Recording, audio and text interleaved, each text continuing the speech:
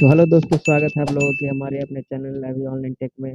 अगर आप लोग इस चैनल पे नए हैं तो चैनल को सब्सक्राइब कर लीजिए, लाइक और वीडियो को शेयर कर लीजिए।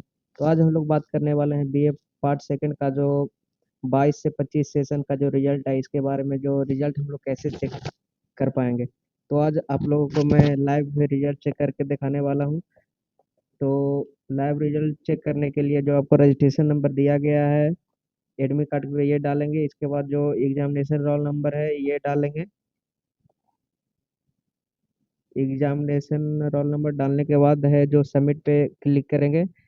थोड़ा देर के बाद लोड लेने के बाद ये आप लोग देखेंगे कि आप लोग के सामने रिजल्ट जो है जारी हो चुका है।